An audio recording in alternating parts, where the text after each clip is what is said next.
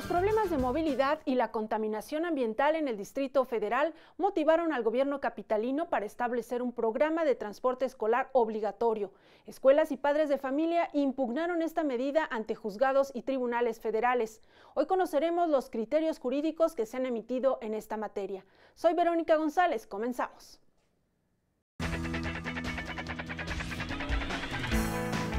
Nada más apoyar y se les va a dar un costal de despensa. Como a los 3 meses mandaron un citatorio de la PGR. Se hicieron unos trámites de cambio de credencial de elector y el ISSSTE detectó de que se trataba de domicilios falsos. Este asunto viene de 4 criterios de tribunales colegiados de este circuito, del primero en materia administrativa, en donde mientras 2 manejaban la idea de que el jefe de gobierno del Distrito Federal no tenía facultades para expedir el reglamento respectivo del transporte escolar en el Distrito Federal, otros 2 decían que sí. Lo que nos tocó dilucidar en este asunto fue precisamente si efectivamente había, sustento constitucional y jurídico para que el jefe de gobierno lo expidiera. Hicieron una modificación a la ley ambiental del Distrito Federal para poderle dar atribuciones a las autoridades locales en esta materia específica.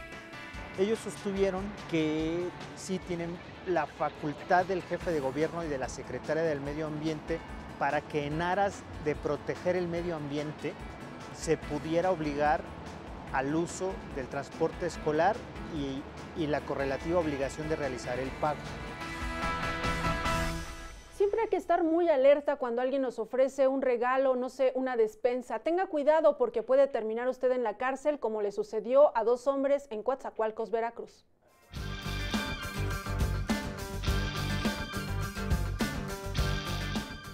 En el 2010, estos 2 pobladores del ingenio Santa Rosalía en Villahermosa, Tabasco, fueron acusados de alterar el padrón electoral. Su pesadilla comenzó cuando, a cambio de recibir una despensa, tuvieron que acudir hasta Coatzacoalcos, Veracruz, invitados por supuestos promotores políticos. Nada más apoyar y se les va a dar un costal de despensa. Pues nosotros, como somos muy pobres, en esa semana no habíamos tenido ni para la mercancía. La mujer dice, vamos viejo, vamos, y si nos van a dar un costal de mercancía, con eso acabamos de salir para que llegue el mes de pago. Primero nos llevaron a como un mar, no sé qué cosa ahí, una laguna, no sé qué era eso.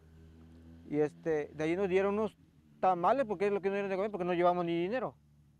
Y ya después, ya al regreso, nos fueron buscando quizás una casa para donde pudiéramos tomar la fotografía, porque yo todavía les pregunto, ¿y para qué quieren esa fotografía? No, es que son requisitos que se toman, dice, para que así ustedes tengan derecho a unas despensas. Para recibir el apoyo alimenticio, Rubén y Mauro mostraron su credencial de elector, se dejaron tomar fotografías y firmaron un documento en blanco. Como a los 3 meses mandaron un citatorio de la PGR. Pues no lo leí muy bien, pero nada más decía de la PGR, que nos hiciéramos presentes allá en la PGR. Entonces le digo a mi esposa, ¿y de la PGR y de qué? Nosotros no tenemos problemas, nosotros no tenemos problemas con el vecino ni con nadie. Nunca imaginaron lo que vendría. La Policía Federal los acusó de alterar el padrón electoral. La PGR les pidió que acudieran a declarar, pero cuando se presentaron al citatorio fueron aprehendidos. Y todavía yo le dije a mi esposa, le digo, ya esto me sabe a mal. ¿Por qué? Porque ¿por qué nos están dando que comer y no nos permiten que vayamos a tomar que sea un refresco o algo abajo? Ya me sabe a mal. Y ya empezaron los demás, ¿verdad que sí? Sí. Porque ¿por qué nos van a detener si no hemos matado, no hemos hecho nada criminal para que nos tengan encerrados aquí? Sin darles oportunidad de nada, la PGR inmediatamente los envió a prisión en el estado de Veracruz. Que nos llevaron no me acuerdo esa cárcel, ¿cómo se llama? A Villaldama. Allá fue, y ahí nos metieron, pero pensé pues que íbamos a firmar pues allá. Y que dentro ahí fue, nos agarraron y nos agacharon, nos quitaron la ropa, nos escurcaron si llevamos algo. Y así, hasta adentro. Y todavía adentro nos vuelven a hacer lo mismo. En la cárcel permanecieron por lo menos una semana hasta que intervino el Instituto Federal de Defensoría Pública. Y se trata de hechos que tienen que ver con una movilización que se hizo de personas nativas del estado de Tabasco, que fueron trasladados al estado de Veracruz. Se hicieron unos trámites de cambio de credencial de elector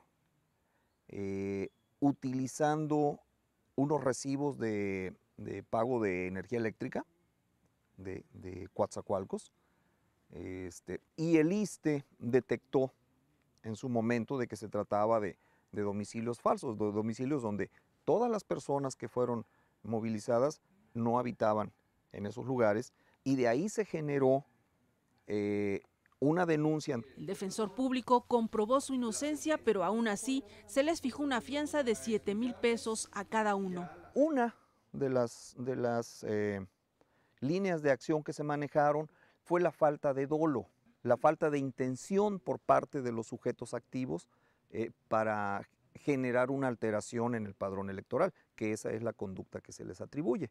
1 año duró el proceso. No le quedan antecedentes penales a ninguno de ustedes. Pueden recoger sus fianzas, las fianzas que se depositaron, ya las pueden ustedes recoger, y ya pueden ustedes también ejercer sus derechos políticos que habían sido suspendidos, es decir, votar o sacar una credencial de elector nueva, ¿sí? Porque esos se habían suspendido desde el auto de formal prisión. Hoy solo viven del recuerdo. Eso nos sirve de experiencia para no andar eso de que nos inviten para alguna política o lo que sea, porque la verdad, te imaginas lo que nos pasó y nos volvería a pasar. Para no volver a caer en otro error de esta clase, porque ve lo que me pasó a mí, ve cómo estoy en la situación que estoy. Haber caído ahí me afectó bastante a mí. Mucho me afectó este problema, pero ni modo, hay que seguir adelante. Vamos a seguir luchando contra la corriente. Mientras tanto, los autores del engaño contra los habitantes están libres. Se trató de castigar a los personajes que realizaron la conducta, pero no se fue más allá. Las personas que movilizaron a estas gentes quedaron identificadas en los expedientes, están sus nombres ahí. Sin embargo, hasta donde tengo entendido, ya la Procuraduría no ha hecho ningún tipo de investigación más allá para perseguir a ese tipo de sujetos. En este caso, una de las estrategias que utilizó el Defensor Público Federal fue hacer valer la falta de dolo. Veamos en qué consiste esta figura jurídica.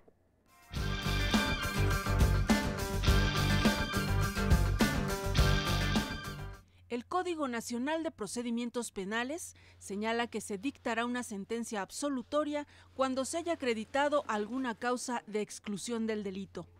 Para ello, el Tribunal de Enjuiciamiento puede tomar como referencia las causas de atipicidad, de justificación o inculpabilidad bajo los rubros siguientes.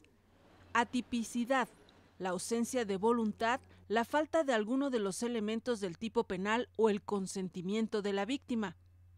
Justificación: el consentimiento presunto, la legítima defensa, el estado de necesidad, el ejercicio de un derecho o el cumplimiento de un deber.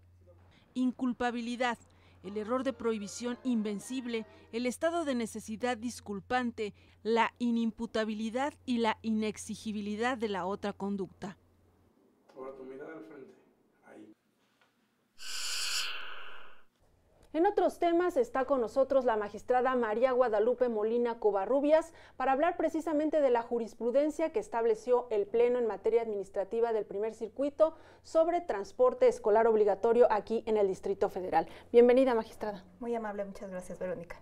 Antes de que entremos con el tema del transporte escolar aquí en el Distrito Federal, me gustaría que nos explicara, para los que no son especialistas en la materia, qué debemos entender cuando se habla de una contradicción de tesis. Bueno, para esto tenemos que remontarnos a lo que es la jurisprudencia. La jurisprudencia, pues obviamente todos los tribunales hacen criterios interpretativos sobre la ley, porque generalmente la ley es general y abstracta y en consecuencia es muy difícil así literalmente aplicarla a cada caso. Entonces sucede que cuando estamos ante dos criterios opuestos, la propia ley ha previsto que se resuelvan esas situaciones a través de mecanismos que permitan que un órgano terminal defina cuál es el criterio que debe prevalecer.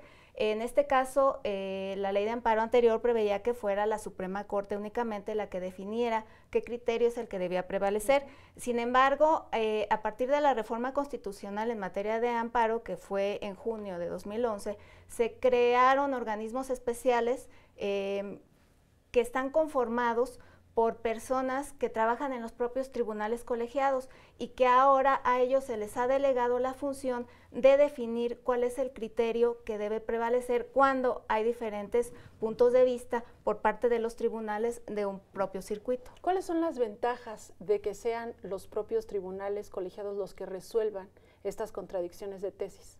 Bueno, las ventajas primordiales, por un lado, son que ellos son los que conocen a ciencia cierta el criterio que sostuvieron y además es más fácil el diálogo porque así al reunirse y poder dilucidar cuál es el criterio a definir, escuchan las opiniones de quienes ven el asunto de una forma distinta y además conocen la problemática del entorno de ese circuito, porque puede ser que eso también defina cuál es el criterio interpretativo que se debe dar a la norma en relación con la aplicación de la misma a cada caso concreto.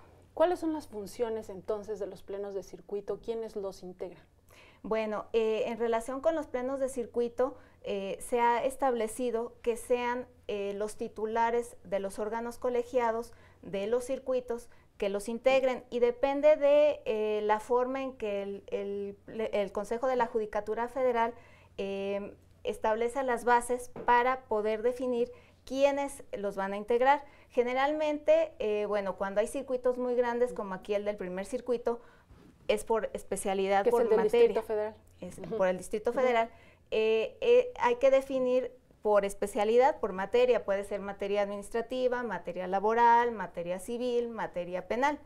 En cambio hay otros circuitos que son muy pequeños, que incluso tienen un solo tribunal colegiado y en ese lugar, pues evidentemente que solamente integrarán el pleno de circuito esos 3 magistrados, ¿no?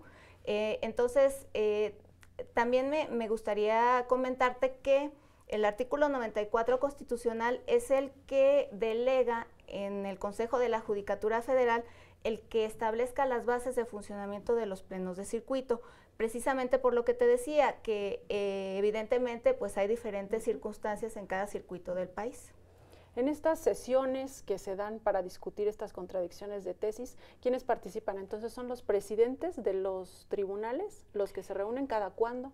Fíjate que esa pregunta es muy interesante. A mí me tocó participar en el primer pleno de circuito en materia administrativa y originalmente cuando reguló en 2013 el Consejo de la Judicatura Federal la integración de los plenos de circuito, se había dicho que fueran los presidentes precisamente los que representaran al tribunal en ese pleno de circuito. Sin embargo, parece impráctico porque los presidentes tienen cargas de trabajo exactamente muy complicadas porque pues no solo tienen que llevar todo el trámite de los asuntos de su tribunal, sino además una serie de cuestiones administrativas como las visitas, etcétera. Entonces, hubo mucha inquietud de quienes integramos los tribunales colegiados, en el sentido de que más bien esto se estableciera a favor de un magistrado que no estuviera con la presidencia. Y a partir de este año, cuando se emitió el Acuerdo 8 de 2015 del Consejo de la Judicatura, ya se definió que precisamente tendría que ser un tribunal, más bien el presidente no podría ser parte del pleno de circuito. Muy bien, vamos a hacer una pausa, magistrada, y de regreso nos explica por qué es importante que se resuelvan estas contradicciones de tesis, cómo es que se establece esta certeza jurídica, de qué nos sirve. Sí, cómo no. Vamos a hacer la pausa. Regresamos en un momento, estamos en el Consejo de la Judicatura hoy, no se vaya, regresamos con más. Es el único programa en el mundo que tiene un objetivo ambiental. Se ha aplicado a escuelas de 490 alumnos y mayores. Entonces eso nos da un universo de escuelas de 48 en las que se aplica el PROCTE completo. Se hizo una modificación a la Ley Ambiental del Distrito Federal para poderle dar atribuciones a las autoridades locales en esta materia específica.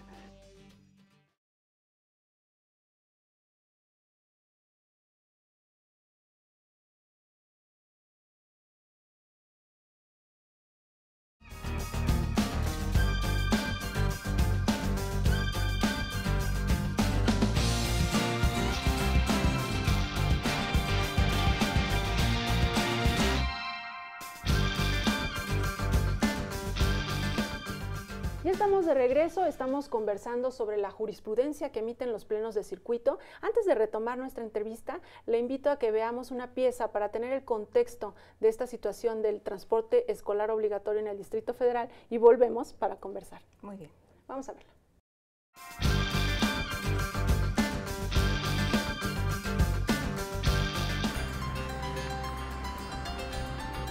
De lunes a viernes, más de 2 millones de alumnos acuden a escuelas ubicadas en esta ciudad. Solo 20% de ellos llegan caminando o en bici. La mayoría utilizan el auto o algún otro transporte que genera contaminación y problemas de tránsito.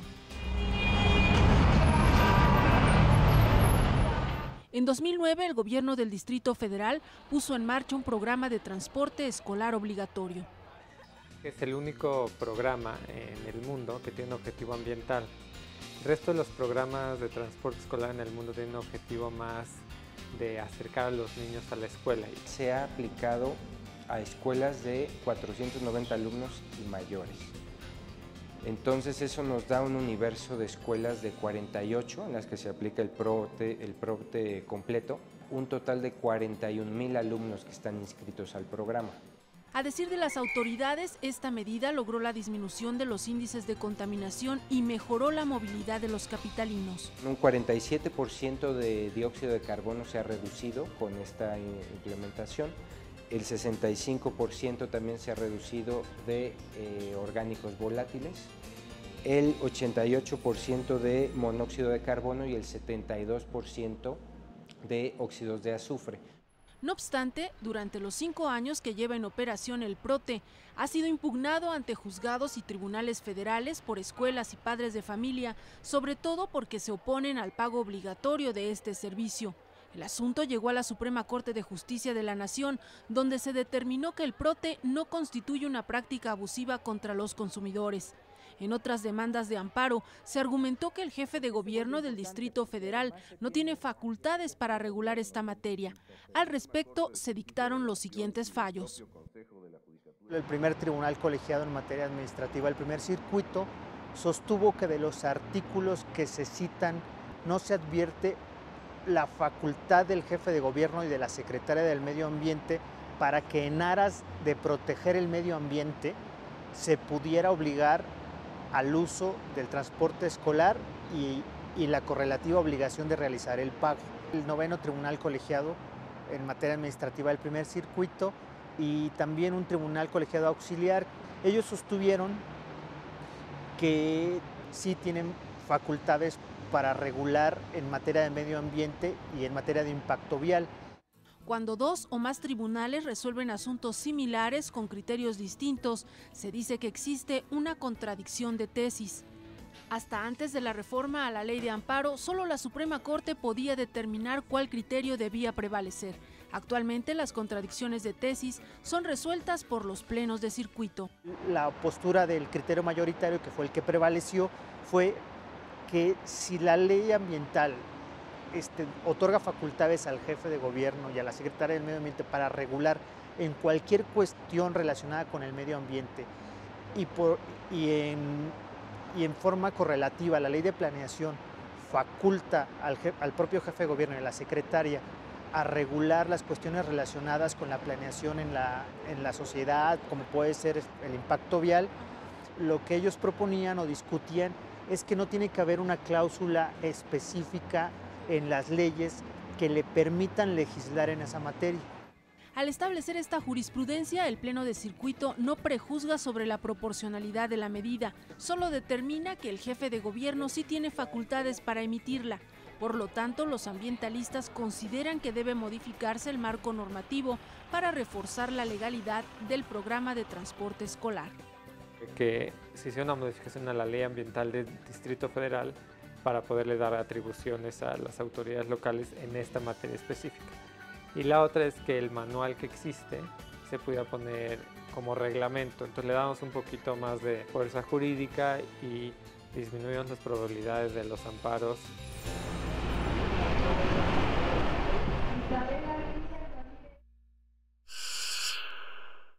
Bien. Bien, pues ahí está un poco el contexto de lo que fue de lo que ha sido en estos 5 años el programa de transporte obligatorio aquí en el Distrito Federal. Explíquenos usted un poco más a fondo cuáles fueron los antecedentes, cómo llega en contradicción de tesis este asunto al Pleno. Bueno, Verónica, este asunto viene de 4 criterios de tribunales colegiados de este circuito, del primero en materia administrativa, en donde mientras 2 manejaban la idea de que el jefe de gobierno del Distrito Federal no tenía facultades para expedir el reglamento respectivo del transporte escolar en el Distrito Federal, otros 2 decían que sí. Entonces, lo que nos tocó dilucidar en este asunto fue precisamente si efectivamente había, digamos, sustento constitucional y jurídico para que el jefe de gobierno lo expidiera. Y en el proyecto lo que hacemos es hacer un estudio de todas las disposiciones que le sirvieron de sustento, empezando por los preceptos constitucionales, que es el 122, donde se establece la división entre las atribuciones que le competen al Poder Ejecutivo Federal y al Legislativo Federal en relación con el Distrito Federal, y las que le competen a la Asamblea Legislativa del Distrito Federal y al jefe de gobierno del Distrito Federal. Porque recordemos que el Distrito Federal es una entidad sui generis. Exacto. Precisamente como tenemos aquí los 3 poderes federales, eso hace que haya cierta división en cuanto a los temas sobre los que puede o no legislar la Asamblea Legislativa. Entonces, esa era una parte toral del proyecto. Ahí lo que hicimos pues fue analizar el artículo 122, que es el que nos define cuáles son las materias sobre las cuales puede conocer la Asamblea Legislativa, sobre las que puede legislar, y que son el parámetro al que debe sujetarse también los reglamentos que puede emitir el jefe de gobierno. Y bueno, analizándolo vemos que tiene facultades la Asamblea Legislativa para legislar sobre cuestiones viales, sobre cuestiones ambientales, etcétera, y todo esto le permite expedir legislación como la Ley de Planeación del Desarrollo, que es uno de los principales sustentos de este reglamento que expidió el jefe de gobierno, y también la ley ambiental. Y bueno, digamos que después de hacer todo este análisis llegamos a la conclusión de que efectivamente el jefe de gobierno sí tiene facultades emanadas de un precepto constitucional para expedir este reglamento de transporte, que bueno, acotación aparte, creo que es muy importante porque bueno, todos sufrimos la contaminación todos los días, ¿no? En esta sesión del Pleno, ¿cómo se da la discusión? ¿Los tribunales que sostenían este criterio en contra exponen sus argumentos? ¿Se presenta el proyecto? Explíquenos un poco para los que no sabemos cómo funciona el Pleno de Circuito. Bueno, el esquema del Pleno de Circuito, te comentaba que a partir del Acuerdo 8 de 2015 del Consejo, tiene que sujetarse a ciertas reglas. Sucede que el asunto uno tiene 15 días para repartirlo entre todos los tribunales, que en este caso somos 20, y ellos sesionan y definen si están de acuerdo o no con el proyecto que se está presentando. Todo se maneja a través de un sistema digital que pues también es muy novedoso. Y acelera la resolución. Tenemos también un lapso para emitir nuestro voto, pero es un voto provisional porque al final la discusión se da en el seno de la sesión que se está llevando a cabo. Ya en la sesión, bueno, pues se plantea por parte del secretario que lleva esta sesión cuál es el tema, cuál es la propuesta que se hace, cuál ha sido la votación previa, pero eso no obliga a los tribunales a que se sostengan, y precisamente lo enriquecedor de esto es que se permite un diálogo directo para llegar a la conclusión que consideramos más objetiva en relación con el tema que se está tratando, ¿no? Y justo en el bloque anterior dejamos pendiente esta pregunta: ¿por qué es importante generar certeza jurídica? En este caso se define que sí tiene atribuciones el jefe de gobierno para establecer este tipo de reglamentos. ¿Qué sucede si no se define esto?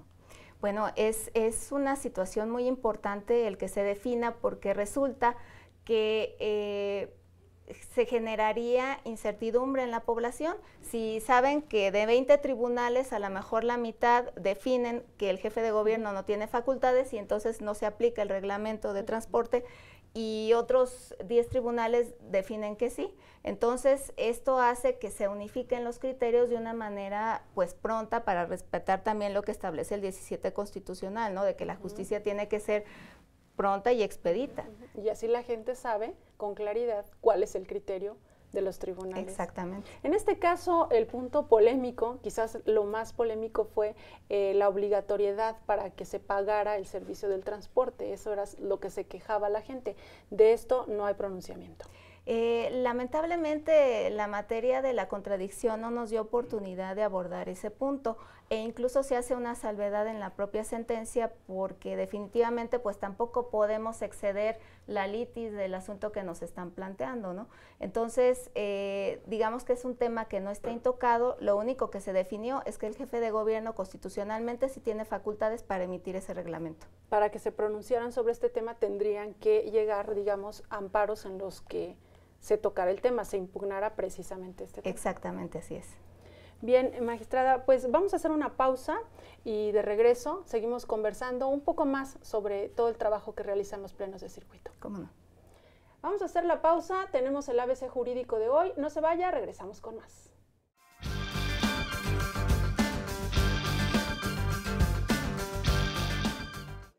El nuevo sistema de justicia penal acusatorio establece que cuando haya un detenido en flagrancia de inmediato se citará a la audiencia inicial. En esta audiencia se le informa al imputado sobre sus derechos constitucionales y legales si no se le han informado antes. Se realiza el control de la detención y se formula la imputación. El juez de control resuelve las solicitudes de vinculación a proceso, las medidas cautelares y determina el plazo para el cierre de la investigación. Para el desarrollo de esta audiencia deben estar presentes, por supuesto, el juez de control, el Ministerio Público, el imputado y su defensor. También puede asistir la víctima y su asesor jurídico, pero su presencia no es un requisito para celebrar la audiencia inicial.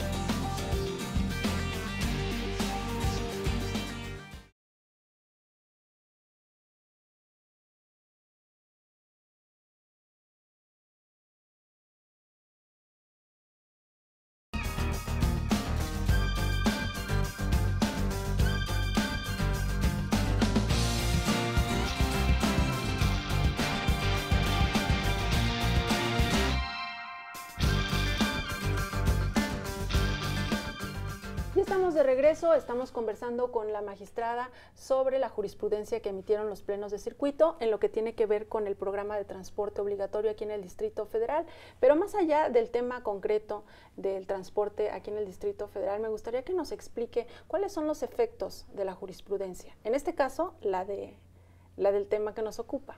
Bueno, pues que el criterio que se fijó por el pleno de circuito obliga a todas las autoridades que están previstas en la ley de amparo.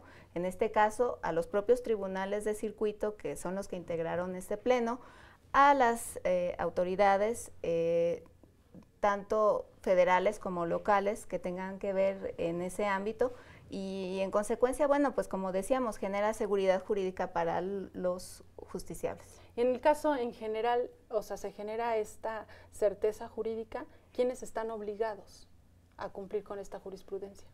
Pues todos aquellos a quienes les resulte la situación, ¿no? A todos aquellos que se les presente el caso en que, por ejemplo, en este caso las escuelas, los padres, etcétera, etcétera, ¿no? Y en el caso de los tribunales ya van a tener que aplicar, o sea, si llega algún amparo similar relacionado en el que se esté impugnando esta facultad del jefe de gobierno, van a tener que resolver conforme a lo que ya se dijo. Sí, porque la ley de amparo dice, bueno, que los criterios establecidos en contradicción de tesis por los plenos de circuito son de observancia obligatoria. ¿Qué evolución han tenido los plenos de circuito desde que iniciaron sus funciones? Ha sido una evolución, pienso que rápida, porque al final los tiempos nos obligan. Como te comentaba, pues para el Consejo de la Judicatura Federal fue reglamentar una institución que no existía en nuestro país, y que implica, digamos, conciliar las diferentes formas de organización de los circuitos que tenemos en el país, y que además implica que se establezcan bases claras, porque muchas veces es en la marcha de los propios plenos que van surgiendo inquietudes. Entonces, en este último acuerdo que emitió el Consejo, pues trata de salvar todas esas inquietudes que surgieron en los diferentes plenos desde su instalación en junio de 2013. Un aspecto que me parece también muy importante y que quería comentarte es que en los plenos de circuito se establece quién va a ser el presidente. Y en un inicio se había dicho que fuera el decano del circuito con mayor antigüedad en el puesto, en esa especialidad o en esa adscripción, etcétera, ¿no? A partir de la experiencia que se dio, ya la última regla es que se ponen los 3 decanos del circuito y se hace una votación para definir a quién se considera el más idóneo para que desempeñe el cargo, pero es muy interesante que se haya hecho así porque se aprovecha la experiencia de gente que tiene años en la función y que obviamente son los que tienen más templanza, los que tienen más prudencia, los que saben llevar más una discusión y para que todo resulte en bien de la comunidad. Y como nos comentaba, conocen la problemática de la materia, en este caso la materia administrativa, saben cómo ha ido evolucionando y qué criterios anteriores se han establecido, ¿no? Claro. Magistrada, tenemos en el programa una sección en la que salimos a la calle y le preguntamos a la gente su opinión sobre el tema que estamos tratando, en este caso el transporte obligatorio en el Distrito Federal. Vamos a ver lo que opina la gente y regresamos con las conclusiones de esta entrevista. Muy bien.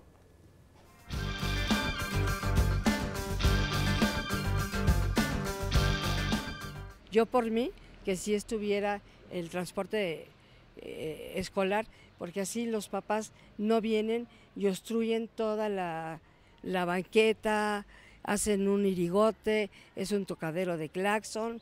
Entonces no, yo por mí que metieran a todos los escuincles en el transporte escolar. ¿Obligatorio no? No. Y disminuir el tráfico, pues posiblemente sí, pero obligatorio no, cada quien debe de decidir en qué transporte llevar a su hijo. Y ahora he notado que ya hay muchísimos camiones aquí en la escuela y como que sí se hace más desorden, pues. Y también los niños a la hora de cruzar, los coches, o sea, le dejan a uno ir, o los camiones también, con tal de llegar pronto, y también provocan que algún accidente o algo, ¿no? Pues la verdad sí es muy bueno el transporte escolar. Nos beneficia mucho, nos ahorra tiempo, contaminación, pero que no sea de alto costo, porque la verdad te cobran mucho, ¿no?, por el transporte escolar, pero sí me parece perfecto. De hecho ya es obligatorio, de acuerdo a la ley es obligatorio, y sobre todo en las escuelas particulares.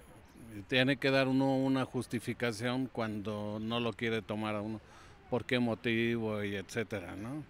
Desgraciadamente no todos podemos hacer ese pago, ¿no? Hay gente que vive del salario, sobre todo en escuelas particulares, en escuelas privadas, de gobierno.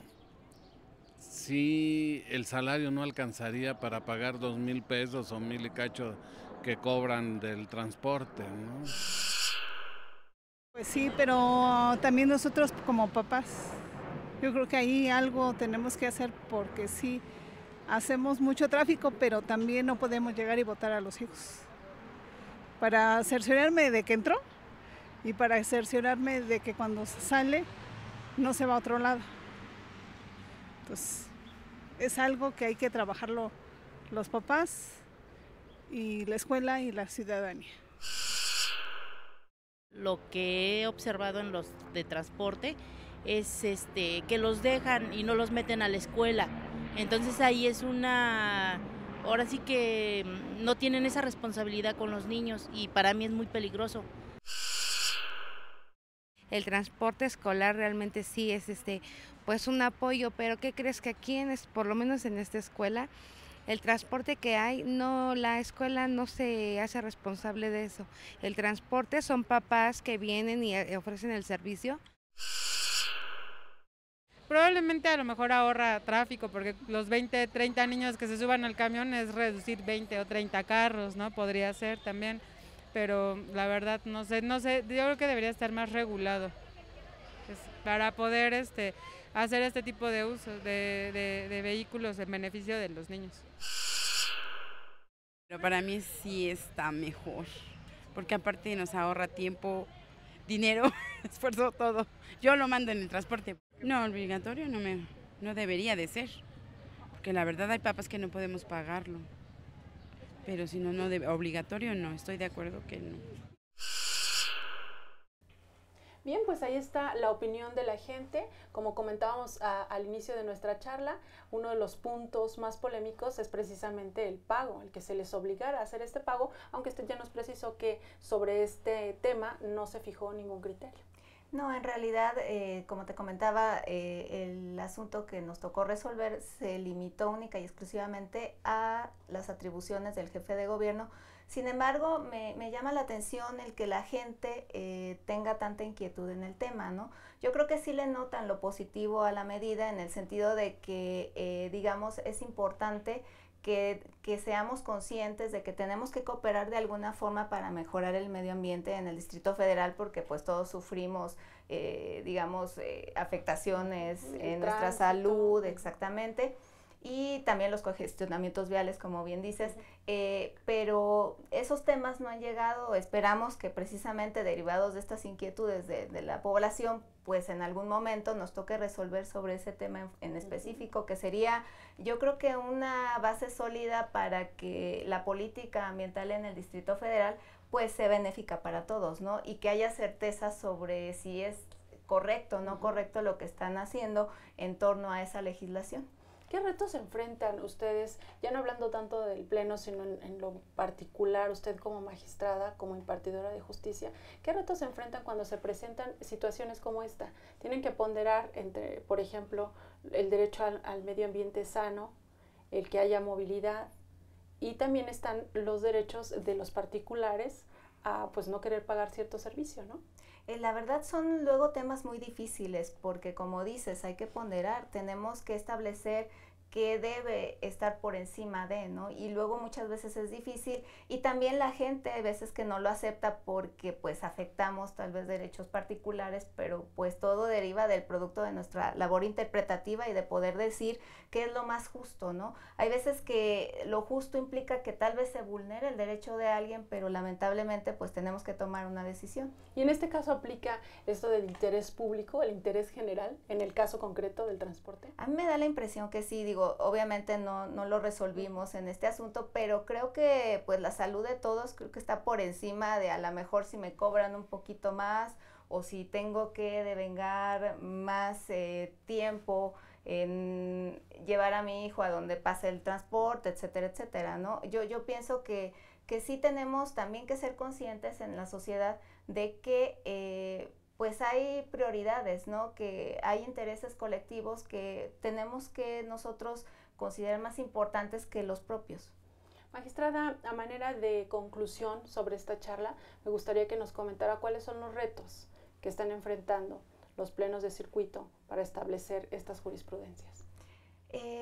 Pues ya de por sí en el pleno de circuito que integramos, te comento que es el más grande en el país. Somos 20 magistrados los que lo estamos integrando en este momento, uno por cada tribunal colegiado en materia administrativa. Y es un ejercicio muy interesante porque es muy difícil conciliar 20 opiniones, además de gente, bueno, me excluyo yo, gente conocedora de los temas, ¿no? Y que dan argumentos que en realidad hay veces que sí nos hacen dudar incluso sobre un criterio que tenemos a lo mejor más que sentado, ¿no?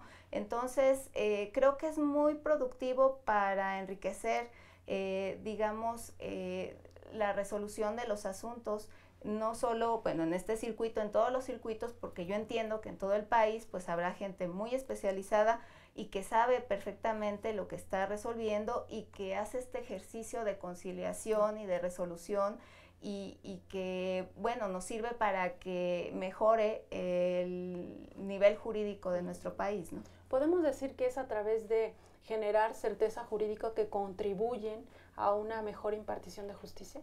Es muy importante la certeza jurídica porque, bueno, como decíamos en un principio, ¿no?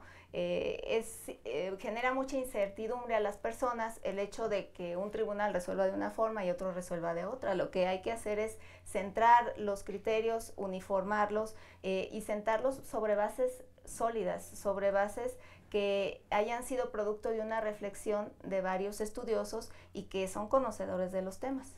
Magistrada María Guadalupe Molina Covarrubias, muchas gracias por haber compartido con nosotros estos minutos sobre este tema. Muchas gracias a ti. Nosotros tenemos más información, regresamos en un momento con más.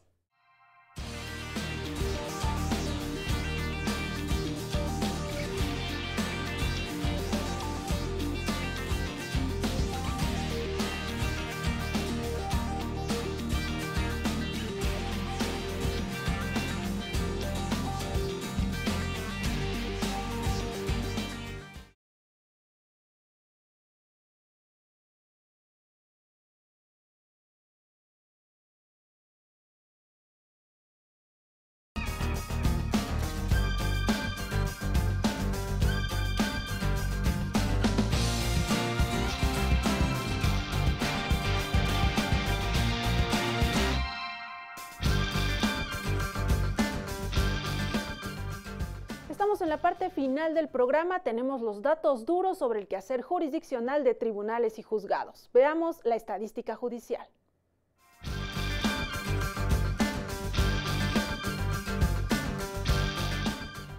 Los tribunales y juzgados federales en materia penal iniciaron el periodo de abril a julio de 2015 con 66.367 expedientes.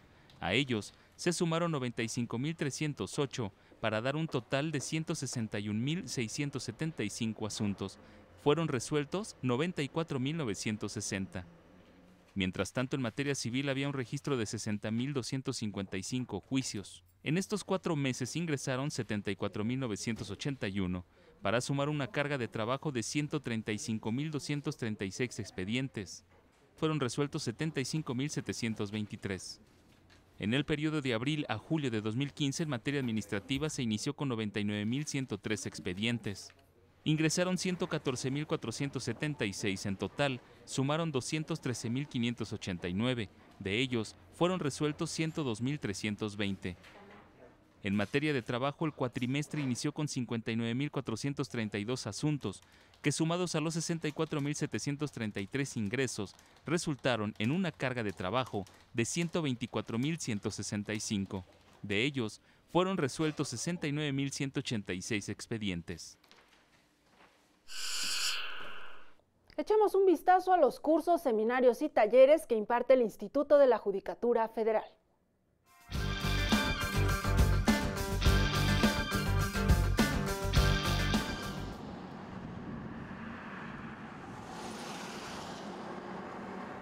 Hoy se nos hace un llamado importante, un llamado a poder identificar la problemática tan compleja que representa el mercado ilícito de combustibles. El robo de combustibles no se reduce a las tomas clandestinas. Es un proceso mucho más complejo. Ha sido considerado como un problema de seguridad nacional. Se ha convertido en una de las principales fuentes de recursos para la delincuencia organizada. Esta situación no solo repercute sobre los ingresos de petróleos mexicanos y por ende sobre la recaudación del gobierno federal, sino también representa un alto riesgo a nuestra población y a nuestro medio ambiente. En 2014, Pemex presentó más de 5,000 denuncias ante la Procuraduría General de la República, cifra que representa un aumento de 55.8% con respecto a 2013. Al 31 de agosto de este año ya llevamos 4.513 denuncias que representan un aumento de más del 60% respecto del año pasado. El incremento es potencializado año con año y se ha convertido en un tema de seguridad nacional. Las pérdidas económicas por la sustracción ilícita de combustibles superan los 18,000 millones de pesos cada año, es decir, 50 millones de pesos diarios, unos 27,000 barriles de petróleo. En este escenario, la capacitación de los operadores jurídicos es fundamental. El Consejo de la Judicatura Federal, a través de la Escuela Judicial, organizó el curso Mercado Ilícito de Combustibles, dirigido a jueces y magistrados, así como funcionarios de Pemex, con una duración de 2 meses. El objetivo y desarrollo de este programa teórico-práctico es el de coadyuvar con el mejoramiento de la impartición de justicia penal. En este curso, al que se inscribieron 150 personas, se analizará la problemática del robo de combustibles desde la perspectiva del derecho energético, administrativo y penal. El curso tiene como principal objetivo contribuir a mejorar la substanciación de los procesos penales relacionados con el robo de combustibles, partiendo del análisis del marco general del derecho energético, para después conocer los aspectos específicos de los hidrocarburos y finalmente entrar de lleno en aspectos de la dogmática penal en esta materia. A través del sistema de videoconferencia, el curso se presentará en todas las extensiones y aulas del Instituto de la Judicatura Federal, con el objetivo de llevar esta capacitación al mayor número de funcionarios judiciales. Una de las hipótesis es que exista una afectación a la Federación. En este caso concreto, ya no habría una afectación directa. Ya nos vamos, pero antes vea usted esta información.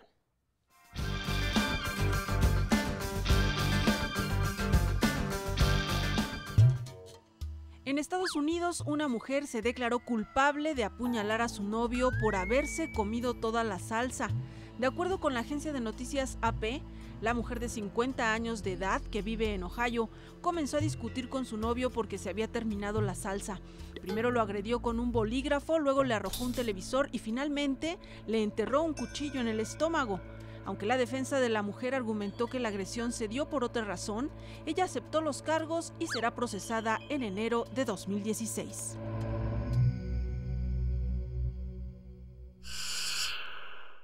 Es todo por el momento, lo esperamos la próxima semana con más información, sentencias y actividades de la Judicatura Federal. Soy Verónica González, quédese en la señal del canal judicial.